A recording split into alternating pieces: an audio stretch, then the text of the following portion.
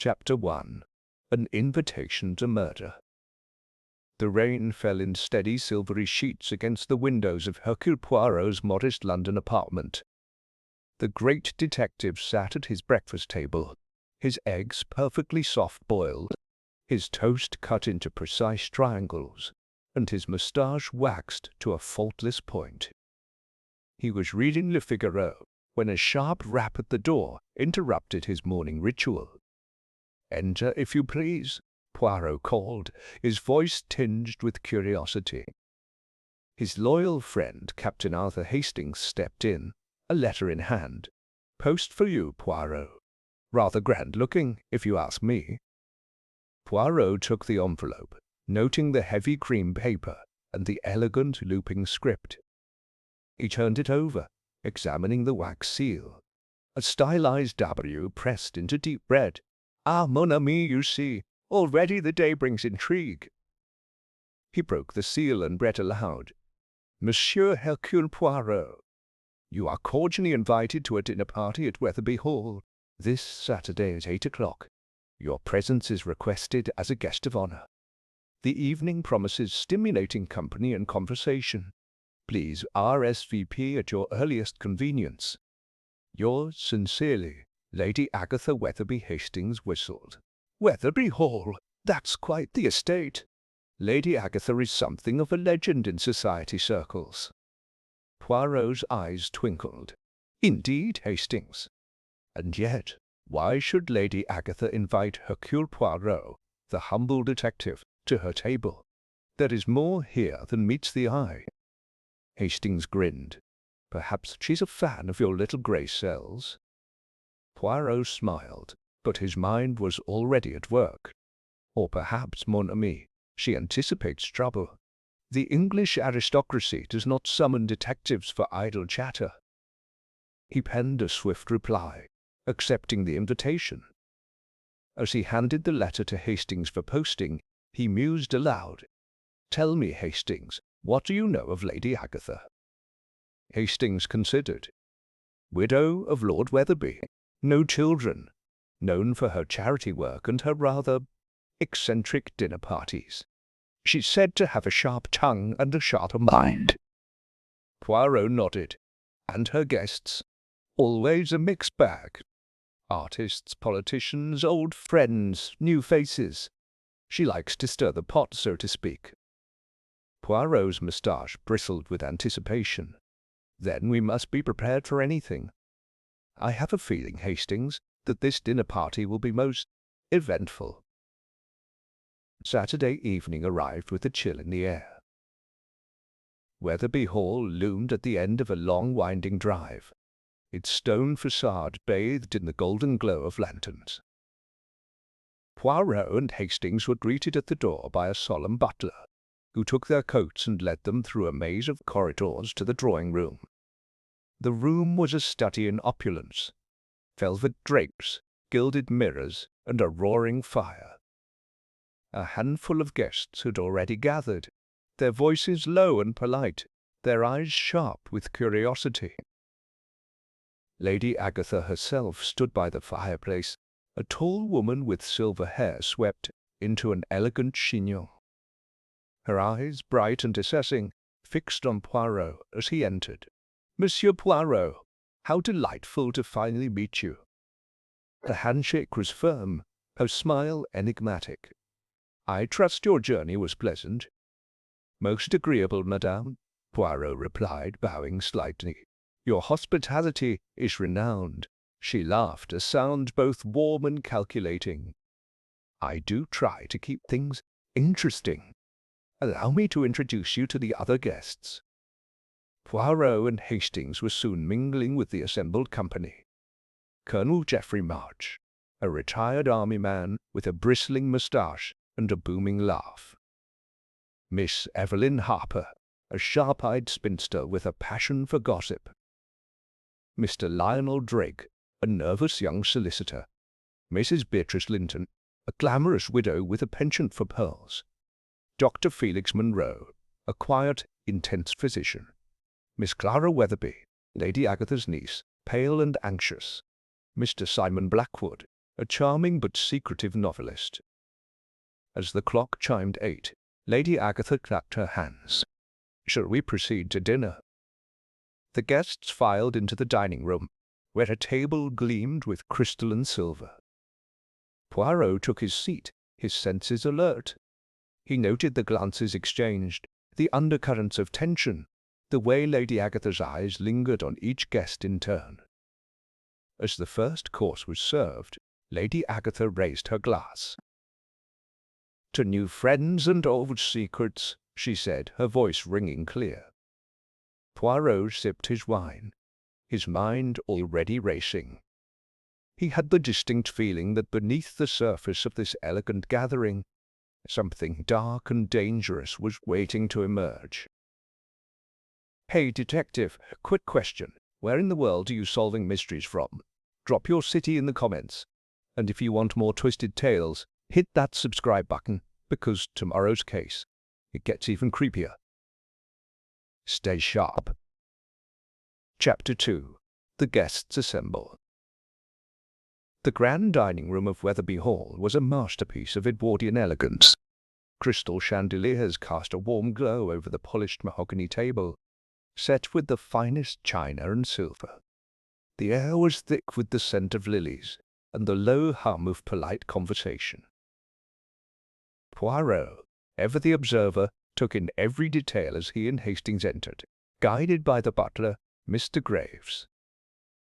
Lady Agatha presided at the head of the table, her posture regal, her eyes missing nothing. She gestured for Poirot to sit at her right, a place of honor that did not go unnoticed by the other guests. "Mr. Poirot, I do hope you enjoy my little gatherings," Lady Agatha said, her tone light but her gaze sharp.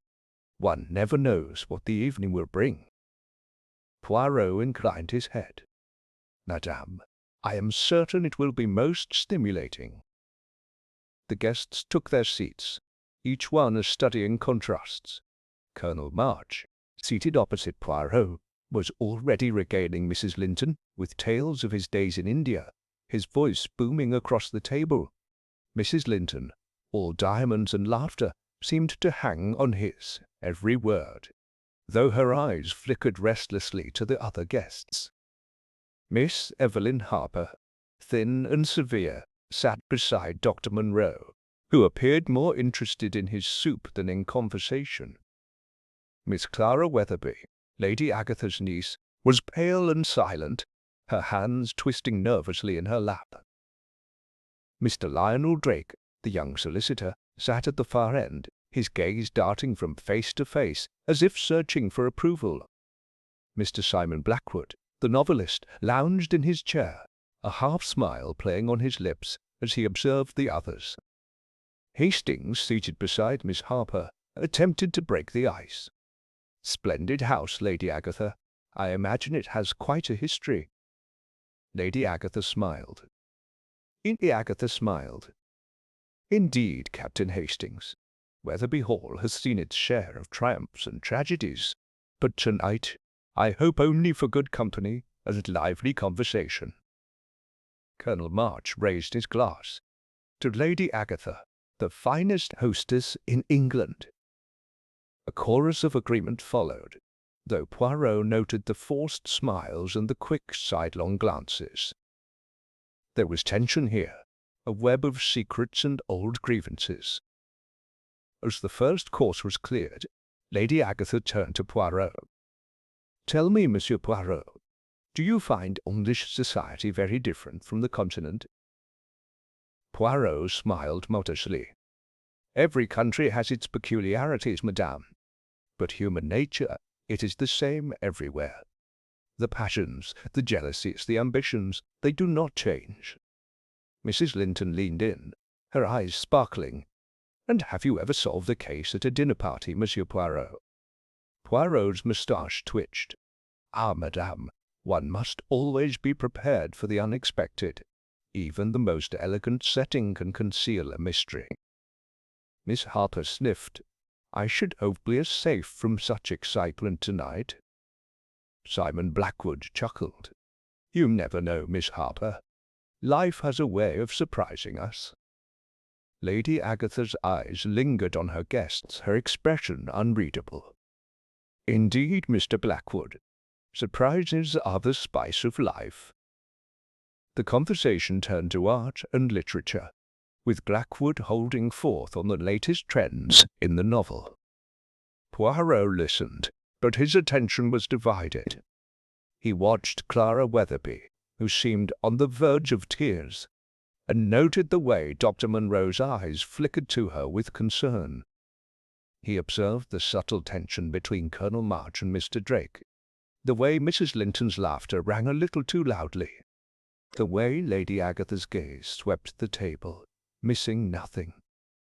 As the main course was served, Poirot leaned toward Lady Agatha. "You have assembled a most interesting group, madame. Old friends or new acquaintances?" "A mixture of both," Lady Agatha replied. "Some I have known for years, others are more recent additions. I find variety keeps things lively." Poirot nodded. "And yet there is a certain undercurrent. Forgive me, but I sense not all is as harmonious as it appears." Lady Agatha's smile was enigmatic. "You are very perceptive, Monsieur Poirot. But tonight is for celebration, not for old wounds." Poirot inclined his head, but his mind was racing. There was a story here, a tapestry of relationships and resentments. He resolved to learn more before the night was through. As dessert was served, the conversation grew more animated. Colonel March recounted a hunting mishap. Mrs. Linton flirted shamelessly with Blackwood, and Miss Harper offered biting commentary on the state of modern manners. Poirot watched, listened, and filed away every detail. At last, Lady Agatha rose. "Shall we retire to the drawing-room for coffee and liqueurs?" The guests stood, chairs scraping on the polished floor. Poirot offered his arm to Lady Agatha, and together they led the way. As they entered the drawing-room, Poirot caught a glimpse of Clara Weatherbe slipping away down a side corridor, her face pale and drawn. Dr. Munro hesitated, then followed her, his expression troubled. Poirot's eyes narrowed. The evening was only just beginning, but already the shadows were gathering. He turned to Hastings, who had joined him by the fire. "You see, mon ami, already there are secrets in the air." Hastings grinned. "You're imagining things, Poirot. It's just a dinner party." Poirot smiled, but his eyes were serious. "Perhaps. But I have learned, Hastings, that where there are secrets, there is often danger." As the guests settled with their coffee, laughter and conversation resumed. But Poirot could not shake the feeling that beneath the surface something dark was stirring, something that would soon shatter the calm of Weatherbe Hall. Chapter 3. A Toast to Secrets. The drawing-room of Weatherbe Hall was alive with the gentle clink of porcelain cups and the low murmur of conversation. Poirot, ever the observer, took his coffee black and sipped it slowly, his eyes moving from guest to guest. The fire crackled in the hearth, casting flickering shadows on the walls, and the rain outside had grown heavier, drumming a steady rhythm against the tall windows. Lady Agatha, resplendent in a deep burgundy gown, presided over the gathering with practised ease. She moved from group to group, her laughter ringing out, her words always just a shade too clever. Poirot watched her closely, noting the way her gaze lingered on her niece Clara, who had returned to the room with Dr. Munro at her side.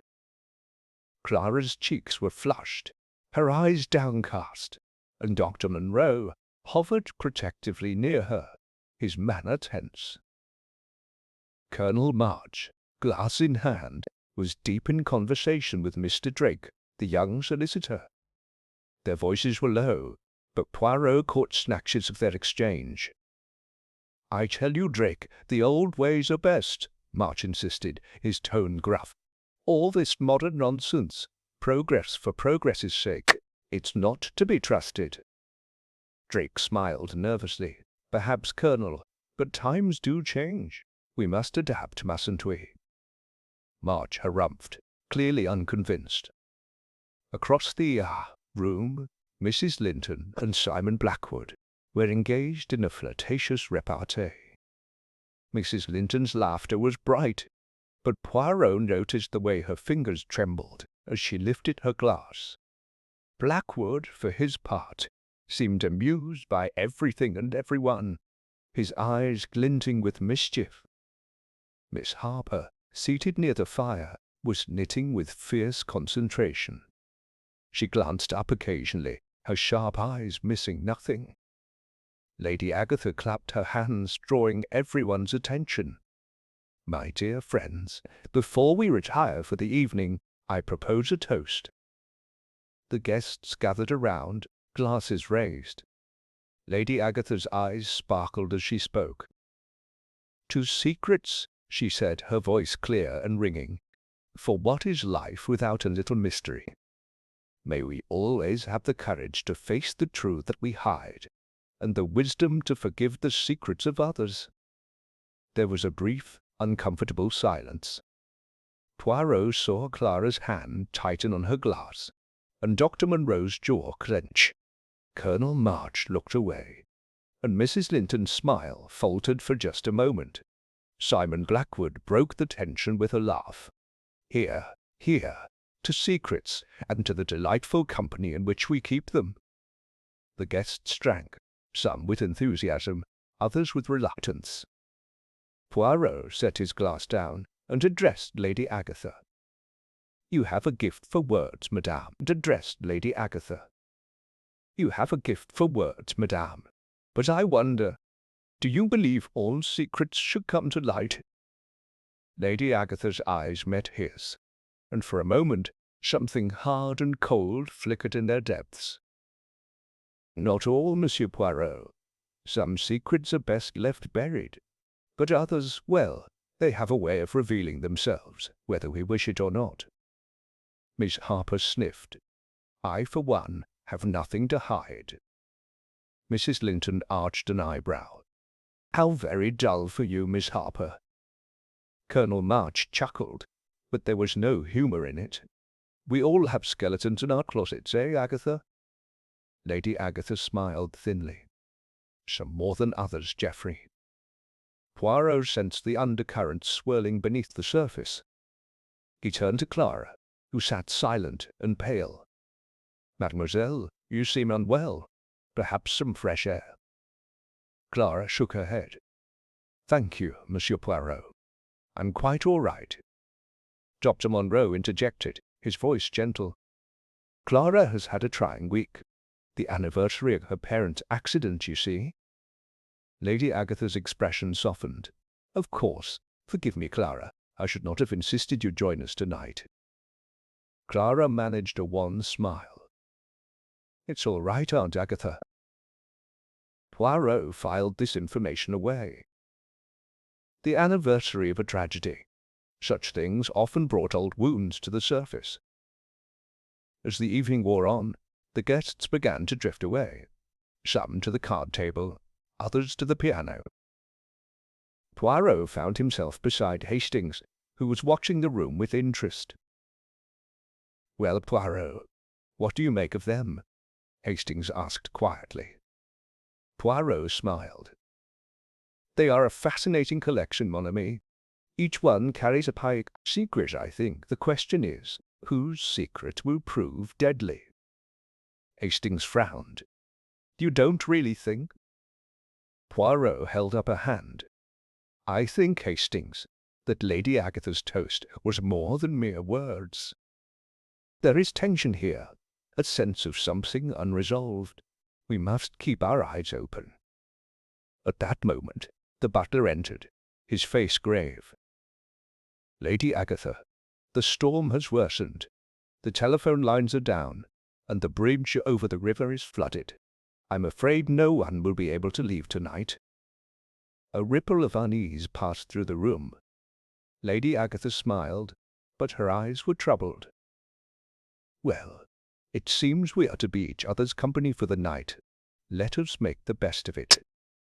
Poirot exchanged a glance with Hastings. The stage was set, the players assembled, and the storm raged outside. Whatever secrets Weatherbe Hall held, they would not remain hidden for long. As the clock struck 11, Poirot felt a chill, not from the storm, but from the sense that something terrible was about to unfold. Chapter 4. A Sudden Death. The grandfather clock in the hallway struck midnight, its chimes echoing through the corridors of Weatherbe Hall. The storm outside had reached a fever pitch, wind howling and rain lashing against the windows. Inside, the guests had splintered into smaller groups, the earlier camaraderie replaced by a nervous energy that seemed to thrum in the very air. Poirot, ever vigilant, sat in a high-backed chair near the fire, his eyes half closed, but his mind alert. Hastings was at the card table with Colonel March and Mr. Drake, the three men engaged in a desultory game of whist. Mrs. Linton and Simon Blackwood were at the piano, their laughter forced as they played a duet. Miss Harper had retired early, claiming a headache, and Dr. Munro was nowhere to be seen.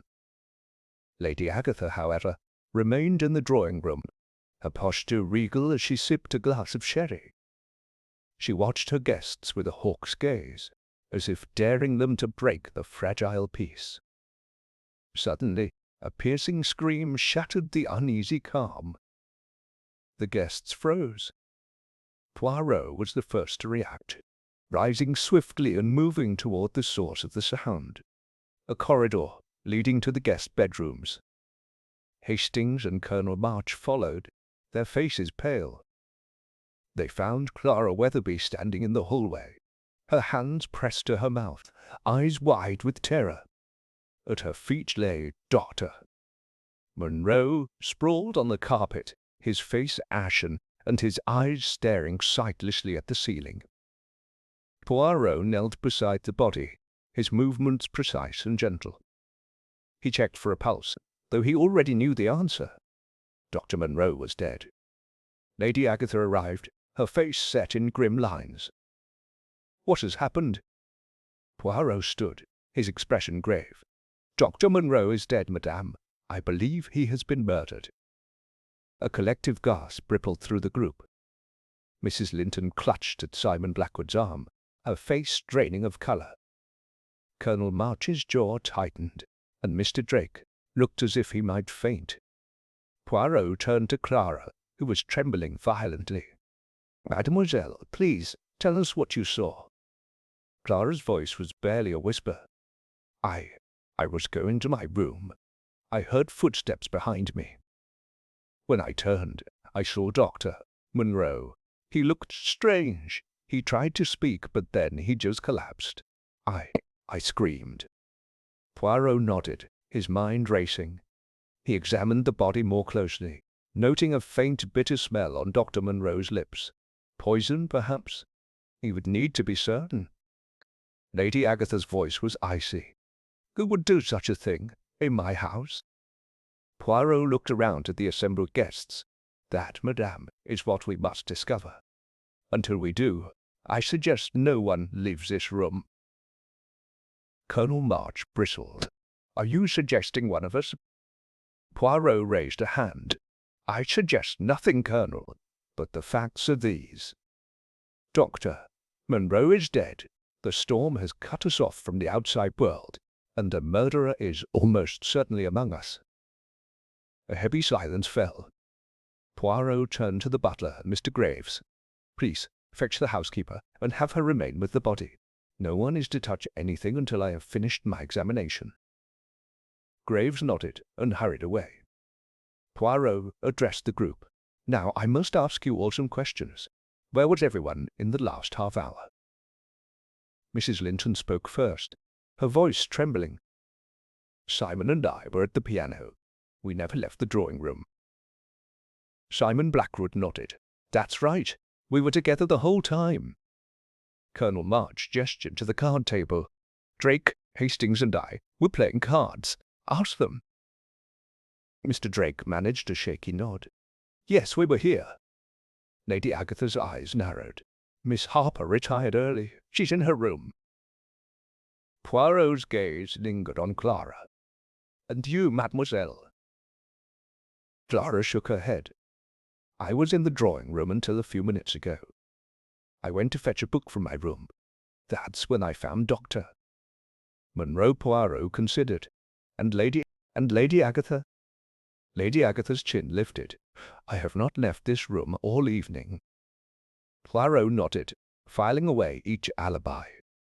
He turned to Hastings. Mon ami, will you accompany me to examine Dr. Monroe's room? There may be clues. Hastings agreed, and together they left the others under Lady Agatha's watchful eye. The corridor was dimly lit, the storm outside casting eerie shadows on the walls. Poirot entered Dr. Monroe's room, his gaze sweeping over the neat, orderly space. On the bedside table was a glass of water, half finished, and a small bottle of sleeping tablets. Poirot examined the bottle. Only a few tablets missing, not enough to kill a man. He sniffed the glass, detecting the same bitter scent as before. Poison, Hastings. But how was it administered, and by whom?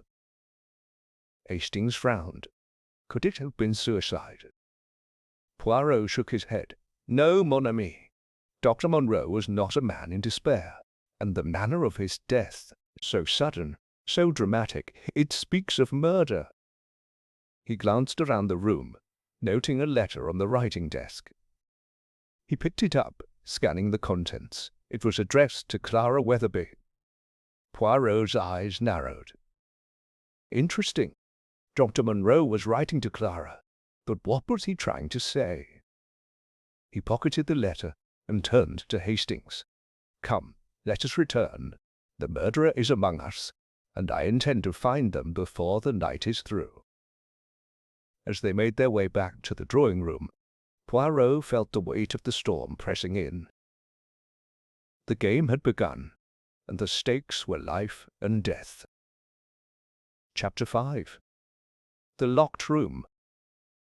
The drawing-room was thick with tension when Poirot and Hastings returned.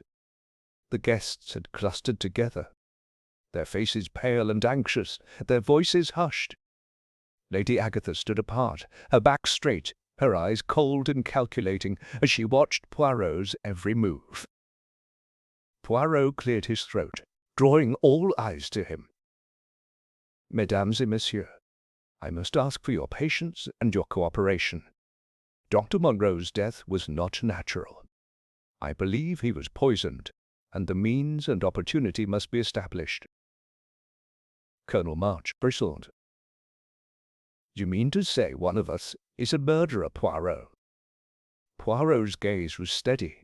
The facts, Colonel, speak for themselves. The storm has isolated us. No one could have entered or left Weatherbe Hall tonight. The murderer is here, among us. A shiver ran through the group. Mrs. Linton clutched her pearls, her eyes darting from face to face. Simon Blackwood, usually so composed, now looked unsettled. Miss Harper, who had rejoined the group after being summoned by Lady Agatha, sat rigidly in her chair, her knitting forgotten in her lap.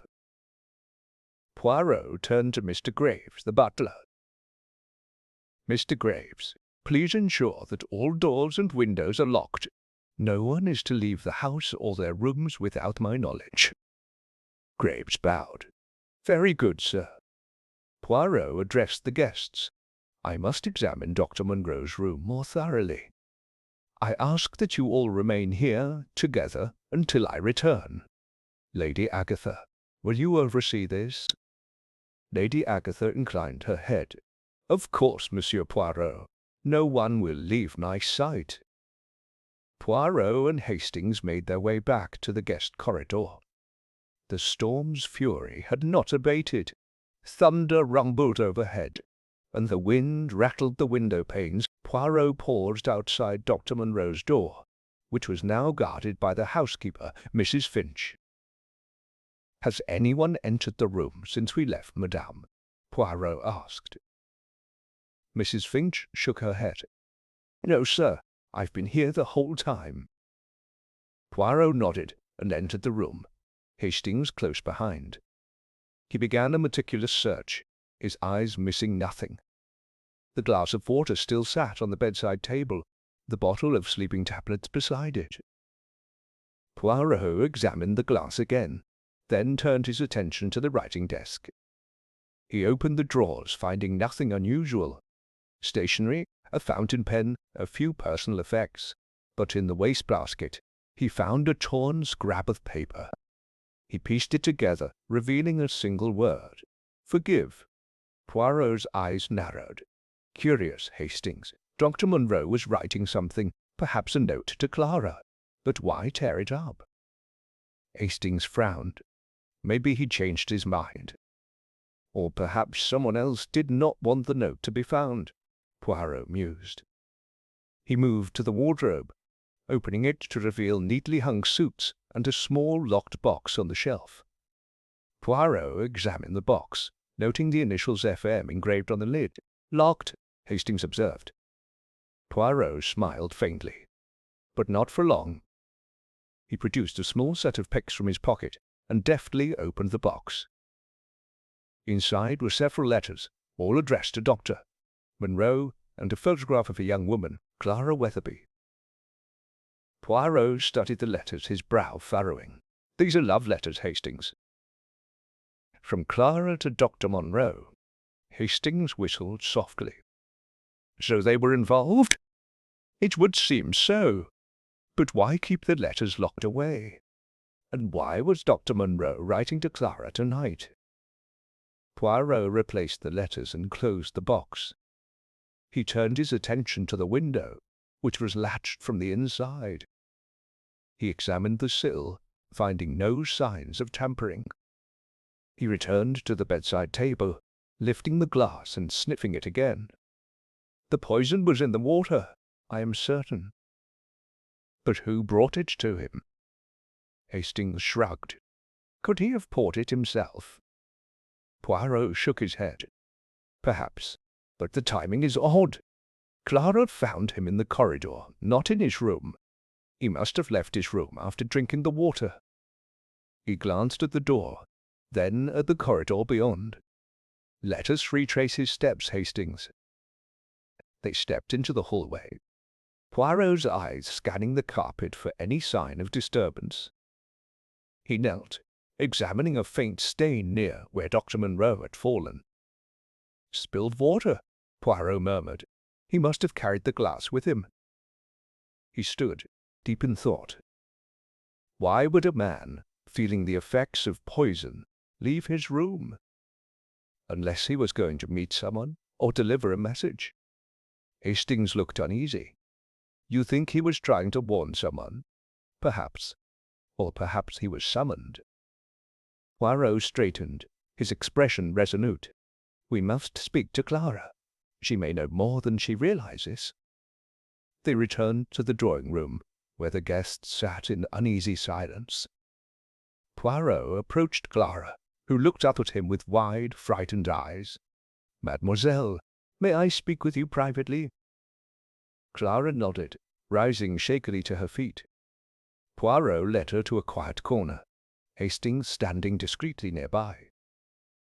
"Clara," Poirot said gently, "I must ask you about your relationship with "Clara," Poirot said gently, "I must ask you about your relationship with Dr. Munro."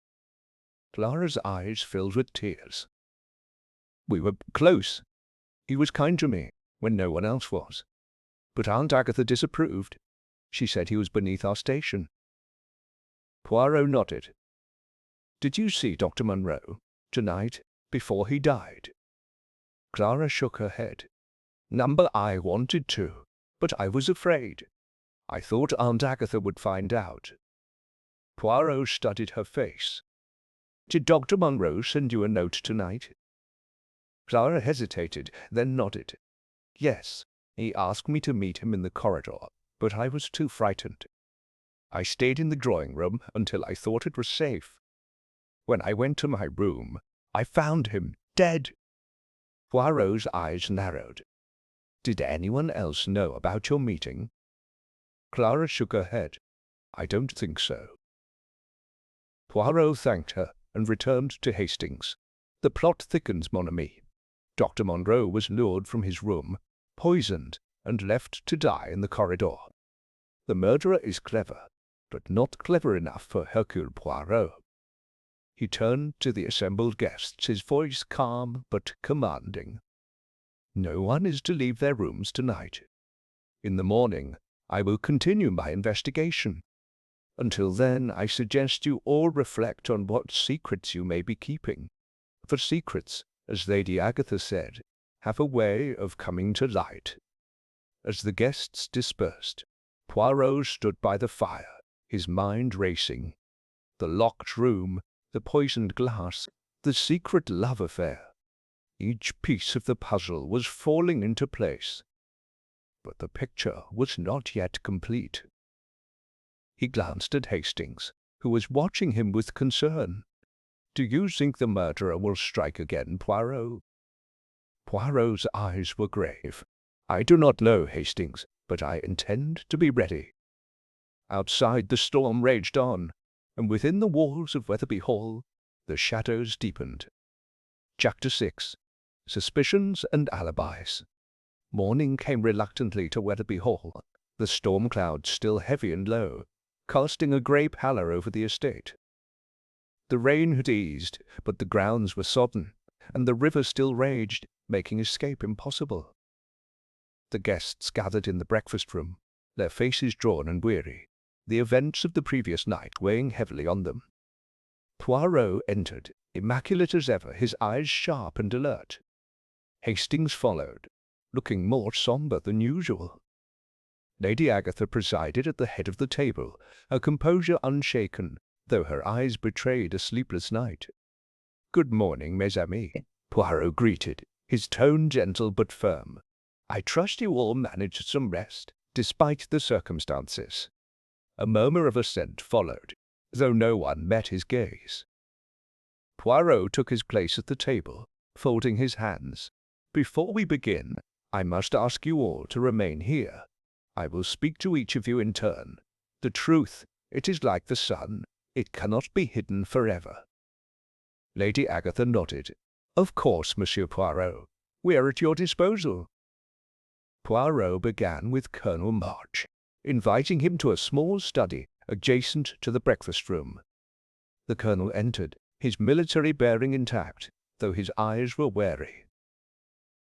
"Colonel March," Poirot began, "you were playing cards with Captain Hastings and Mr. Drake at the time of Dr. Monroe's death.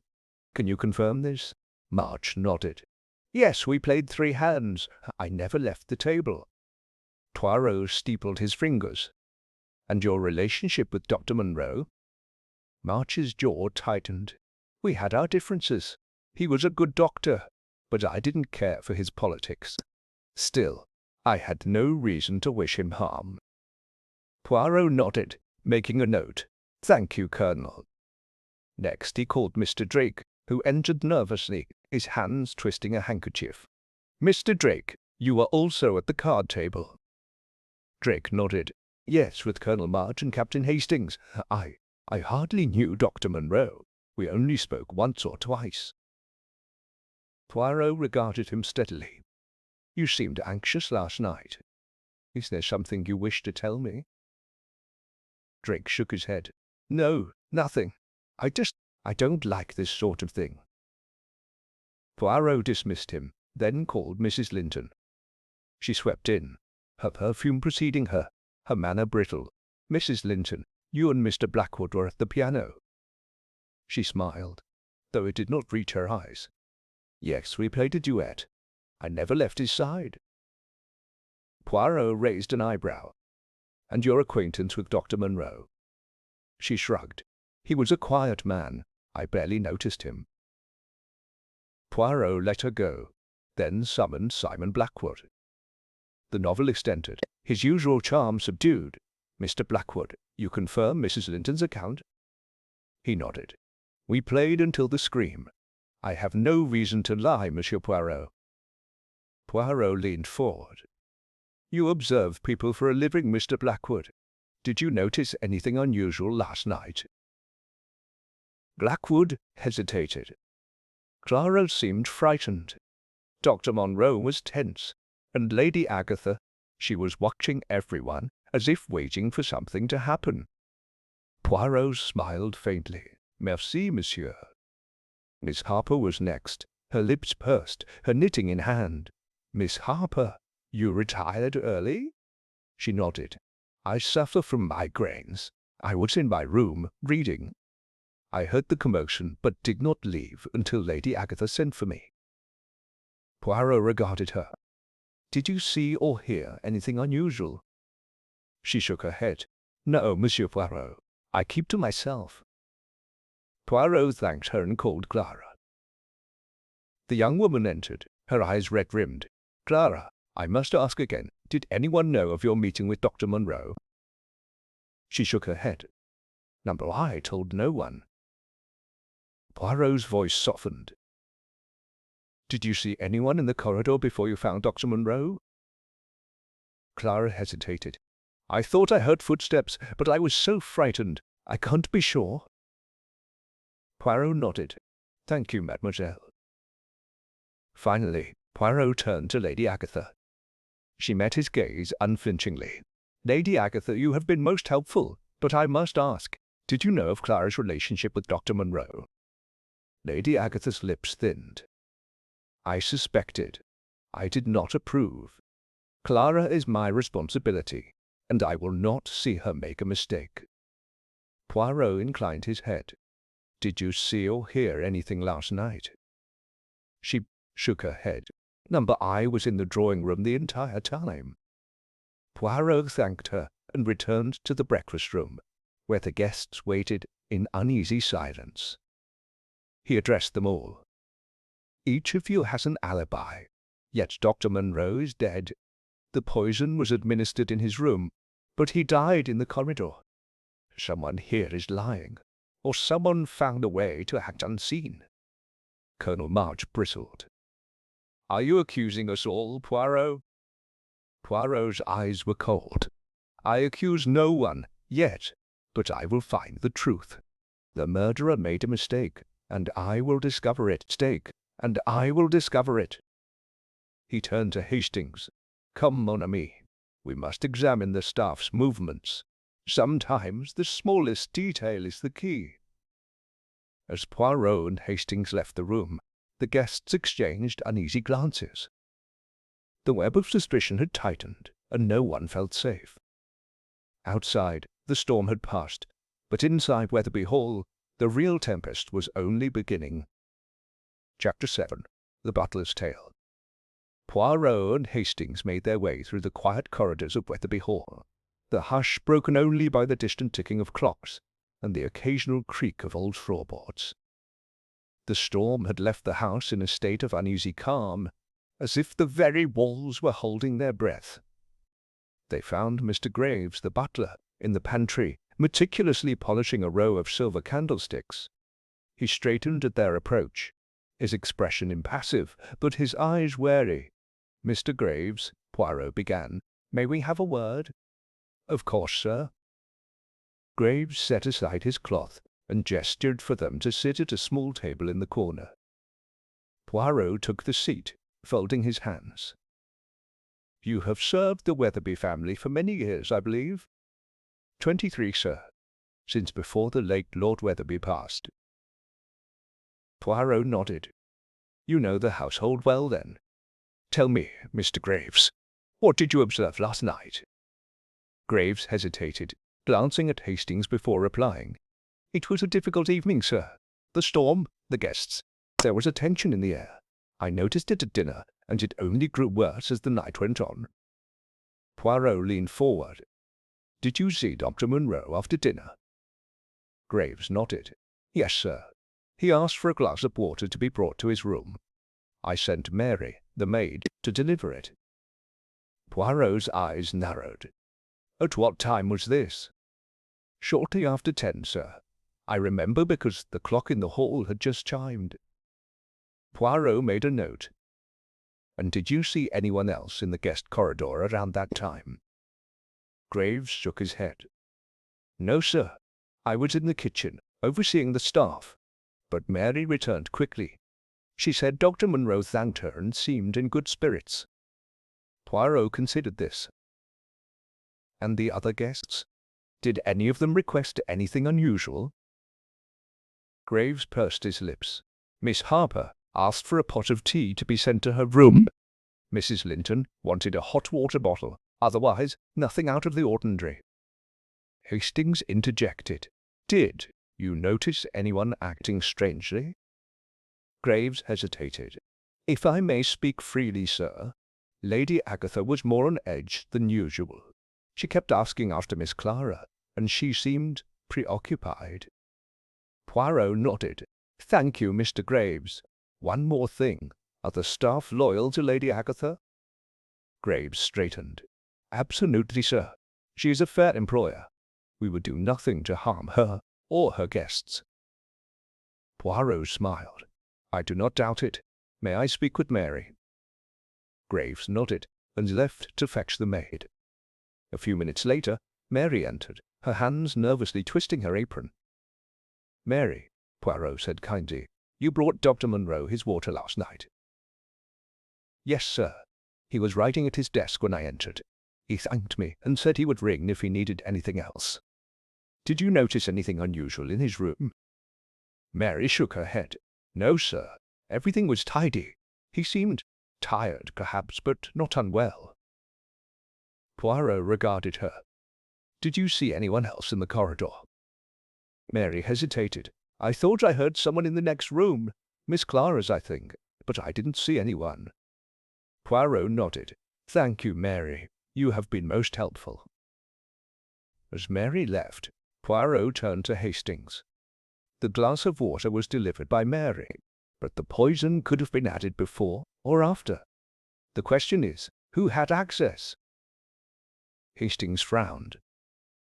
Anyone could have slipped into Dr. Munro's room if the door was unlocked. Just so, Hastings, but the staff are loyal, and Mary saw nothing amiss. The murderer is clever, but not invisible.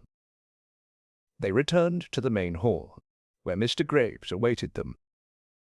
Is there anything else, sir? Poirot considered. One last question, Mr. Graves. Were any keys missing from the house last night? Graves shook his head. No, sir. I checked them myself before retiring. Poirot thanked him and turned to Hastings. The locked room, the poisoned glass, the secret note, each piece is important. But there is something we are missing, mon ami, something small but vital. Hastings looked puzzled. What do you mean, Poirot? Poirot smiled. The murderer relied on routine, on the trust of the household. But in every crime there is a moment of carelessness. We must find it. As they walked back toward the drawing-room, Poirot paused, his eyes thoughtful. Let us speak to Miss Clara again. I believe she holds the key to this mystery, though she may not know it herself.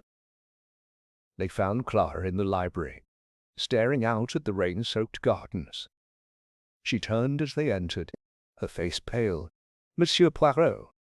Poirot approached gently. Mademoiselle, I must ask, did you leave your room at any point after dinner, before you found Dr. Munro? Clara shook her head. Number Y was too afraid. I only left when I thought everyone was asleep. Poirot nodded. And did you see anyone in the corridor? She hesitated. I thought I heard voices. 2 people arguing, but I couldn't make out what they said. Poirot's eyes lit up. Merci, mademoiselle. You have helped more than you know.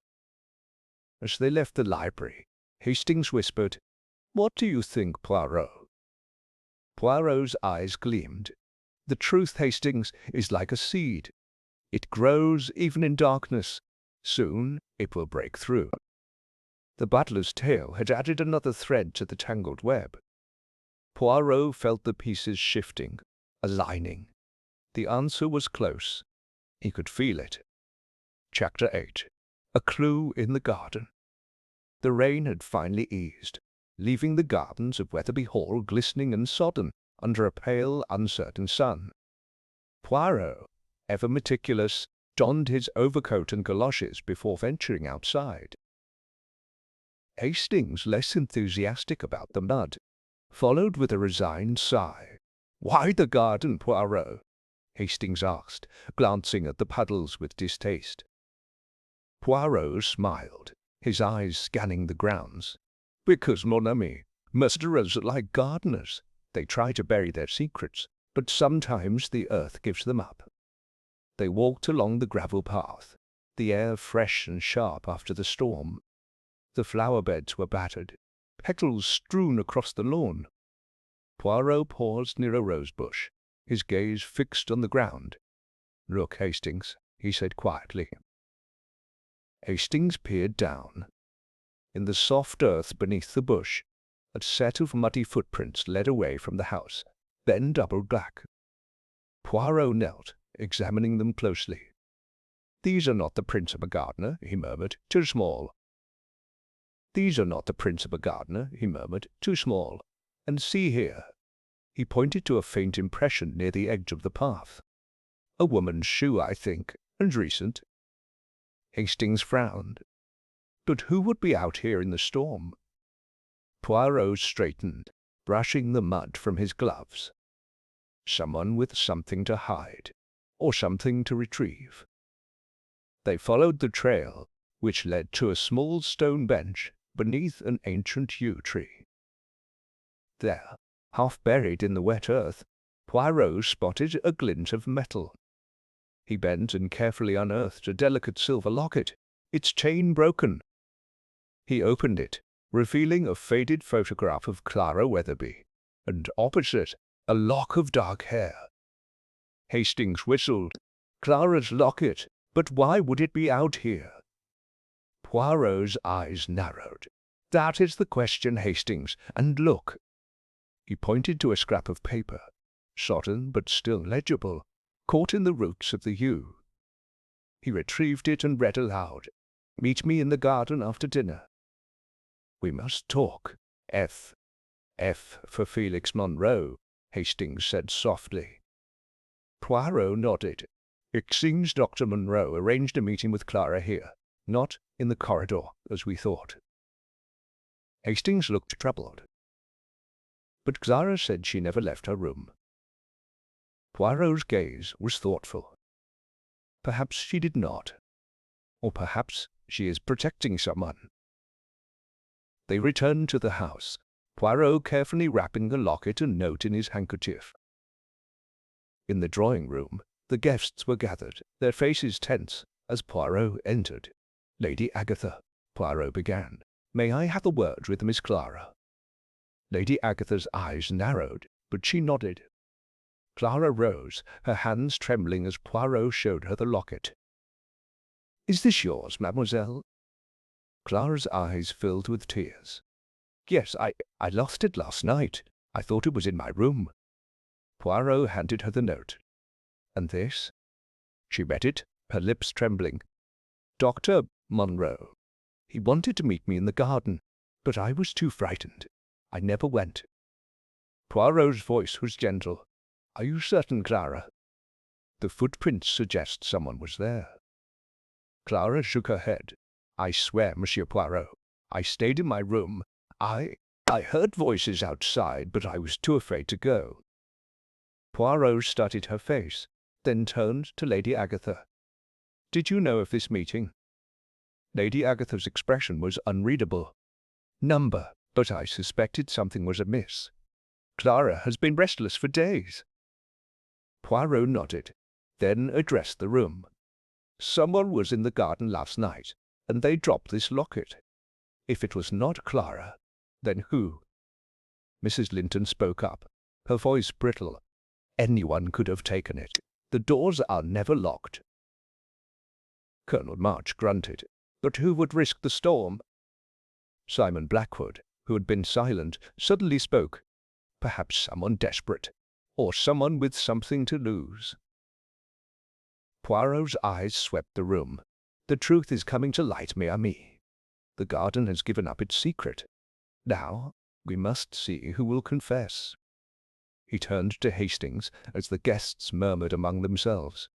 The locket, the note, the footprints, each points to a meeting that never happened. Or did it?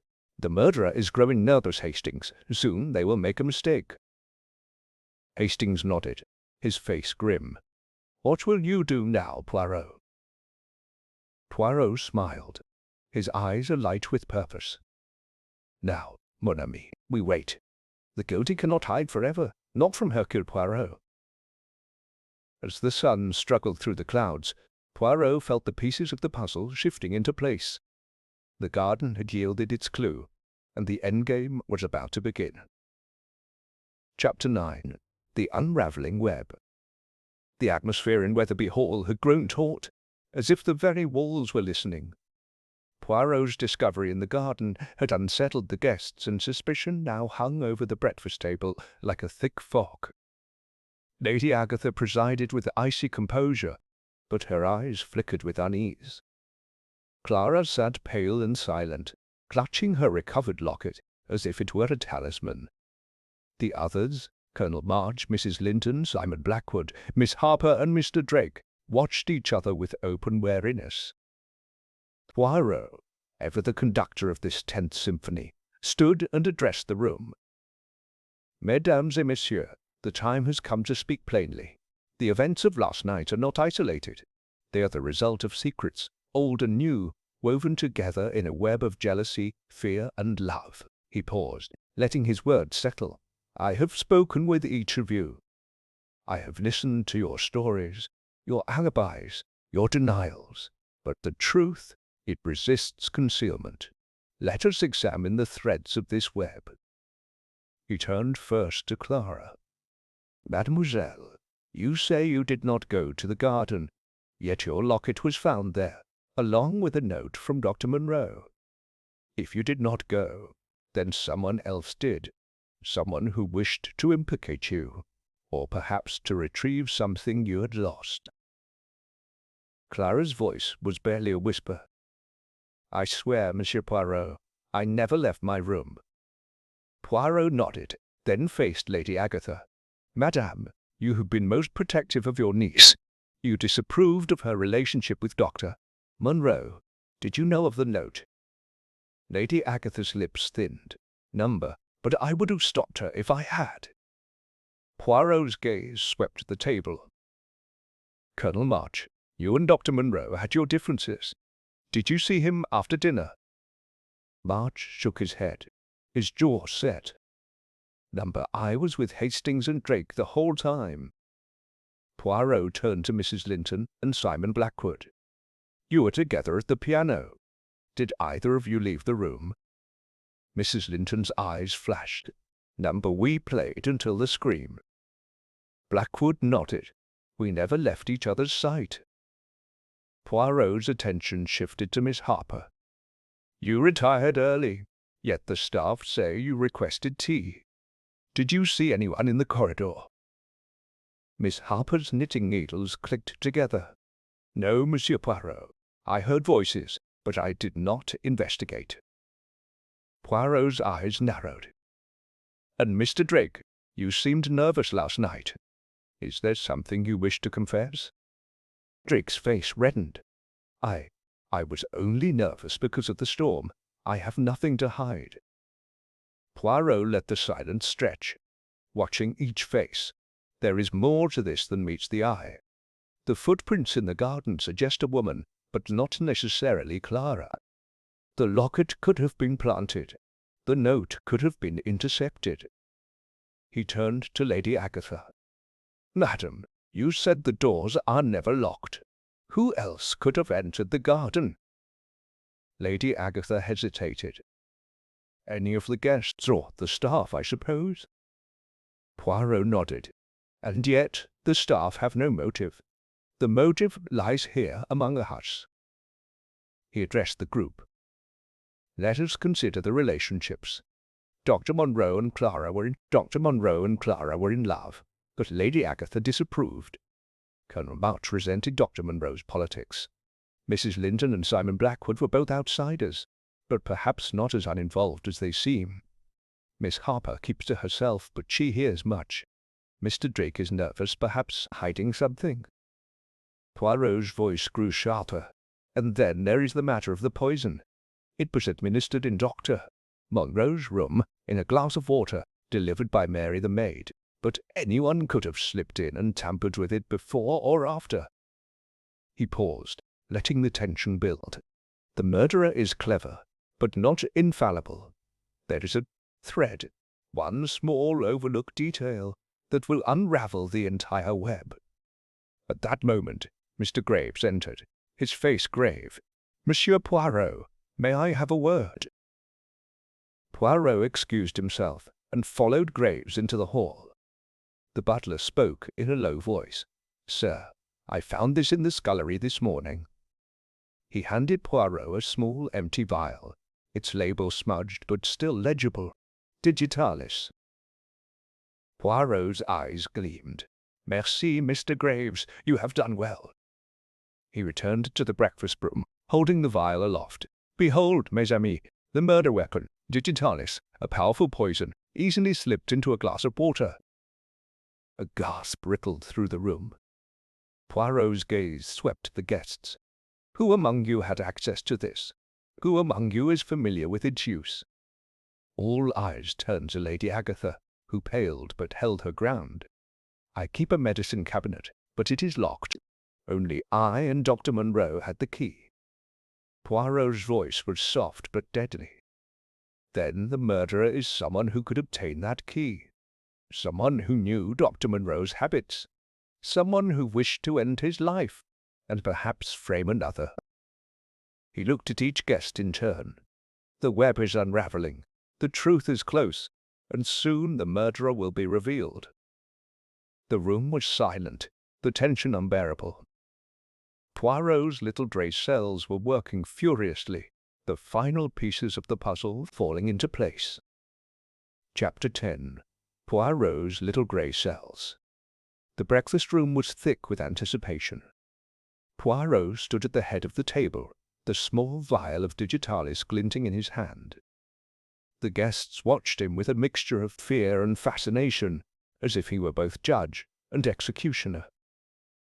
Hastings, sensing the tension, cleared his throat. "Poirot, do you really believe the murderer is still among us?" Poirot's eyes never left the guests. "But of course, Hastings. The murderer is here, in this very room. The question is not if, but who." He set the vial on the table with a deliberate gesture. "Let us review, mes amis. Dr. Munro was poisoned with digitalis, a substance kept in Lady Agatha's locked medicine cabinet. Only she and Dr. Munro had keys. The poison was administered in a glass of water, delivered by Mary the maid, but anyone could have tampered with it before it reached Dr. Munro's room." He began to pace, his hands clasped behind his back. "Let us consider the motives. Lady Agatha, you disapproved of Dr. Munro's relationship with your niece. Colonel March, you resented Dr. Munro's politics.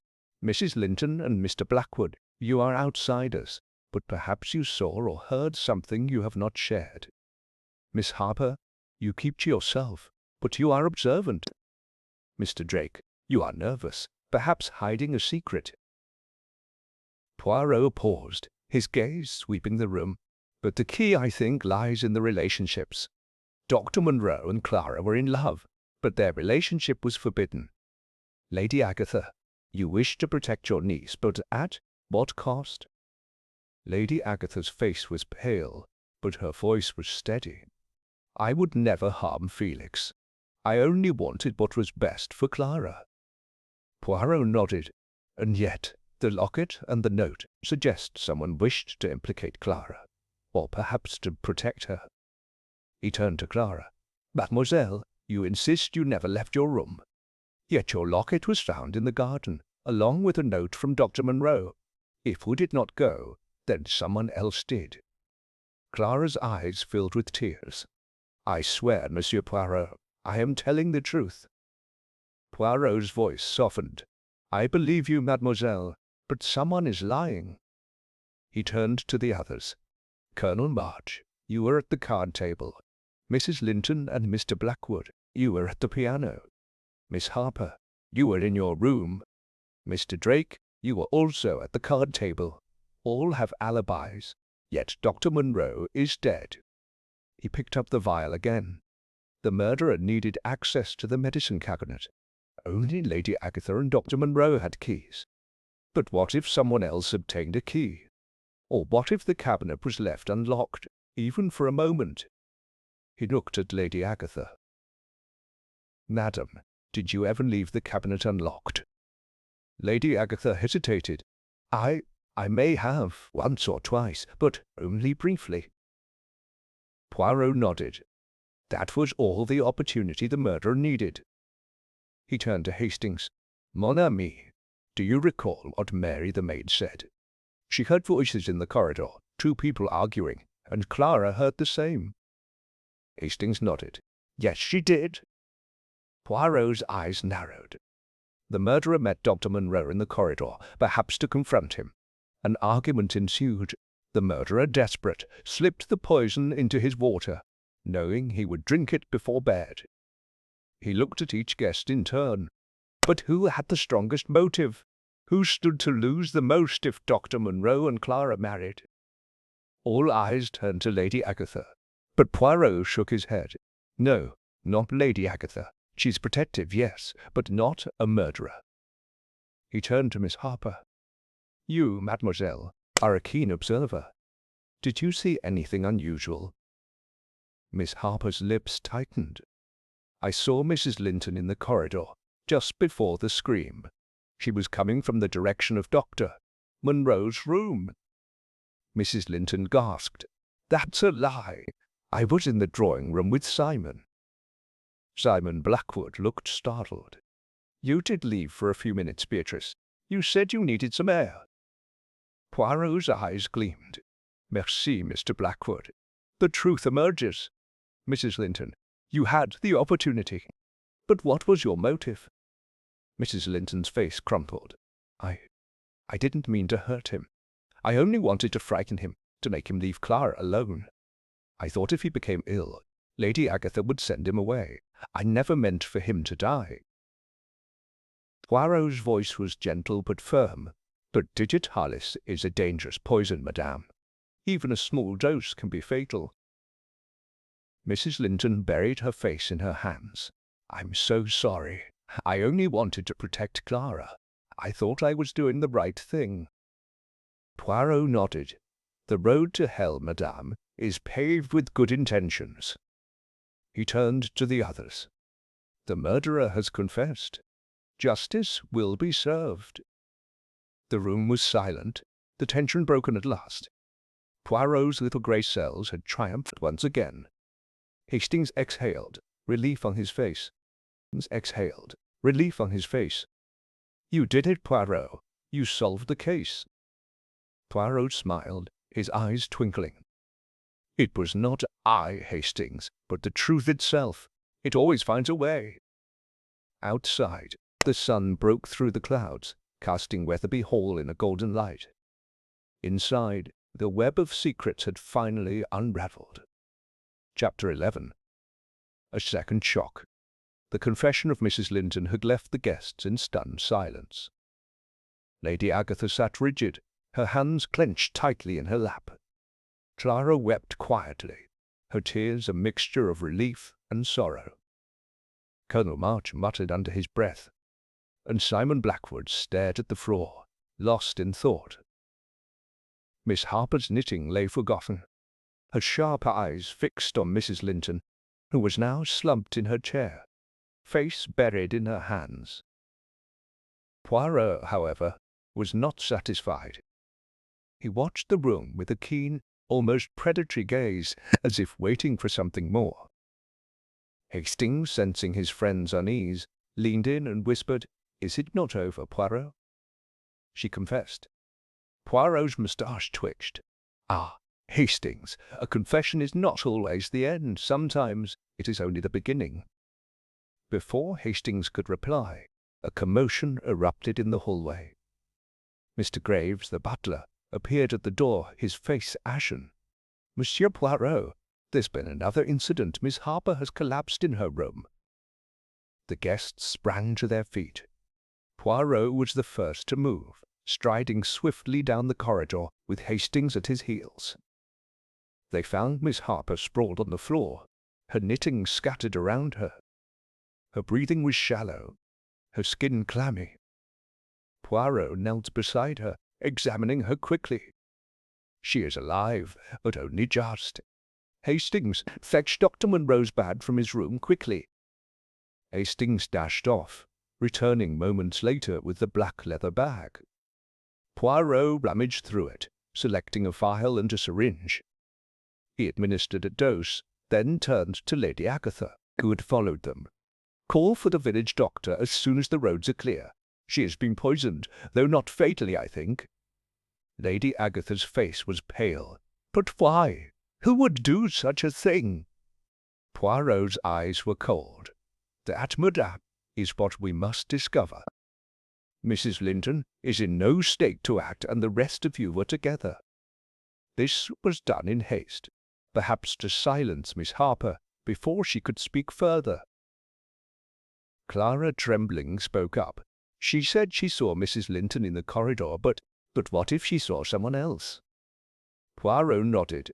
"Just so, mademoiselle. The murderer is desperate. The first crime was planned, but this was panic." Colonel March's voice was gruff. "You mean there's another murderer?" Poirot stood, his expression grave. "I mean, Colonel, that Mrs. Linton's confession was not the whole truth. She may have administered the poison, but she was not acting alone. Or perhaps she was manipulated." Simon Blackwood, who had been silent, suddenly spoke. "Miss Harper was always listening, always watching. She must have known something." Poirot's eyes narrowed. "Indeed, Mr. Blackwood, and someone feared what she might reveal." He turned to the group. "No one is to leave the house. I will question you all again. The real murderer is still among us, and they have shown they will stop at nothing to protect their secret." As the guests returned to the drawing-room, Poirot lingered in Miss Harper's room, searching for clues. He found a small notebook tucked beneath her pillow, its pages filled with observations, snippets of conversation, movements in the night, even sketches of the guests. One entry caught his eye.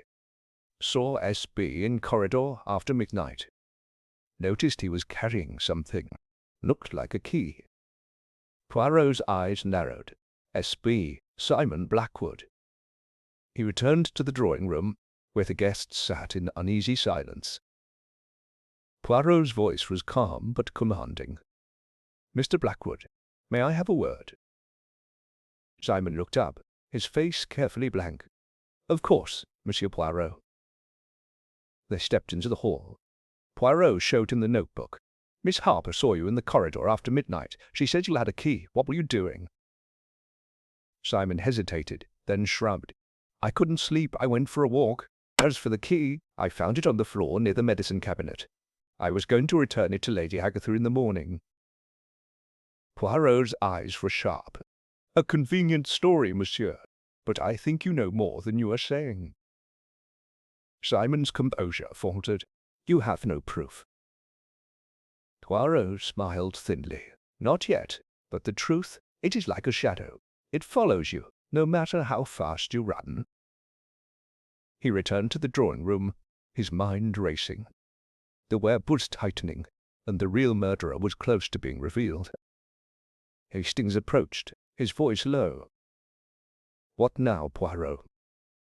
Poirot's eyes gleamed. "Now, mon ami, we set the final trap. The murderer has shown their hand. All that remains is to reveal their face." As the storm clouds gathered once more over Weatherbe Hall, Poirot prepared for the final confrontation. The end was near, and the truth would not be denied. Chapter 12. The Gathering.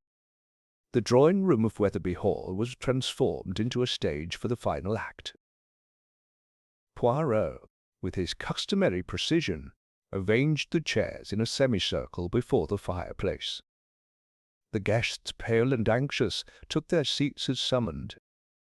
Lady Agatha sat upright, her hands folded tightly in her lap. Clara, eyes red from weeping, clung to her recovered locket. Colonel March, jaw set, glared at the others with suspicion. Mrs. Linton, still shaken from her confession, sat apart, her face drawn and haunted. Simon Blackwood's composure was gone, replaced by a nervous energy that made him fidget in his seat. Mr. Drake and Miss Harper, the latter now recovering but still weak, completed the circle. Poirot stood before them, his silhouette framed by the flickering firelight. Hastings, notebook in hand, stood at his side. "Mesdames et messieurs," Poirot began, his voice calm but commanding, "the time has come to lay bare the truth. Last night, Dr. Munro was murdered. This morning, an attempt was made on Miss Harper's life. The murderer, desperate to conceal their crime, has shown themselves by their actions." He paused, letting his gaze sweep the room. "Let us review the facts. Dr. Munro was poisoned with digitalis, a drug kept in Lady Agatha's locked medicine cabinet. Only Lady Agatha and Dr. Munro had keys. The poison was administered in a glass of water, delivered by Mary the maid, but anyone could have tampered with it before it reached Dr. Munro's room." Poirot turned to Mrs. Linton. "You confess to slipping the poison into Dr. Munro's water, hoping only to make him ill and drive him away from Clara. But you did not act alone, did you, madame?" Mrs. Linton shook her head, tears streaming down her face. "No, I was persuaded. I was told it would be harmless, that it was only a sleeping draught." Poirot nodded. "And who persuaded you?" She hesitated, then looked at Simon Blackwood. "He did. He said it was the only way to protect Clara." All eyes turned to Blackwood, who paled but tried to maintain his composure. "That's absurd. I only wanted to help." Poirot raised a hand. "Enough, monsieur. Miss Harper's notebook records that you were seen in the corridor after midnight, carrying a key. You claimed to have found it, but in truth you had already used it to access the medicine cabinet." Simon's voice trembled. "You have no proof." Poirot's eyes flashed. "But I do, monsieur. The key you returned to Lady Agatha this morning was not the original. It was a copy, hastily made. The real key was found in your room, hidden in your suitcase." Simon's bravado crumbled. I only wanted to help Clara. Dr. Munro was going to ruin her. He threatened to reveal secrets about her family, about Lady Agatha's past. I thought if he left, everything would be safe." Poirot's voice was gentle but firm. "So you convinced Mrs. Linton to act, using her concern for Clara. But when Dr. Munro died, you panicked. You realized Miss Harper had seen you, and you tried to silence her with another dose of poison." Simon buried his face in his hands. "I never meant for anyone to die. I only wanted to protect Clara." Lady Agatha's voice was icy. "You have done enough, Mr. Blackwood. You have destroyed what you claimed to protect." Poirot turned to the others. "The web of lies and secrets has been unravelled. Mrs. Linton, manipulated by Mr. Blackwood, administered the poison. Mr. Blackwood, fearing exposure, attempted to kill Miss Harper. The motive was not love, but fear. Fear of scandal, fear of the past." He looked at Clara, whose tears flowed freely. "You are innocent, mademoiselle. The tragedy is not yours to bear." Poirot addressed the room. "I have sent for the authorities. Justice will be done. Let this be a lesson. Secrets, no matter how deeply buried, will always come to light." The guests sat in stunned silence, the weight of the truth settling over them. Poirot, satisfied that his work was done, turned to Hastings. "It is finished, mon ami. The murderer is unmasked, and the innocent are free." Hastings nodded, admiration in his eyes. "You were right, Poirot. The truth always finds a way." Poirot smiled. His little grey cells had rest at last. "Indeed, Hastings, and now perhaps we may finally enjoy a quiet cup of tea."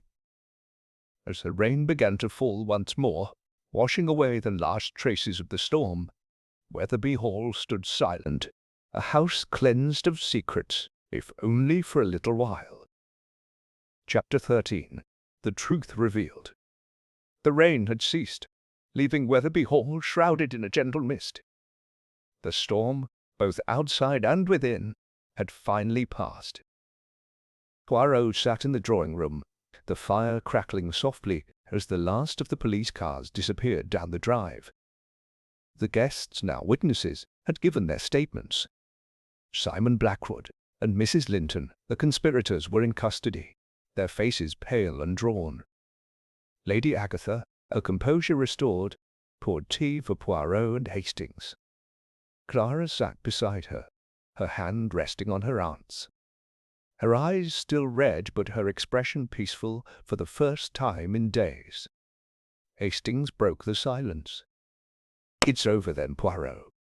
But I still don't understand. How did you know Simon Blackwood was the true mastermind?"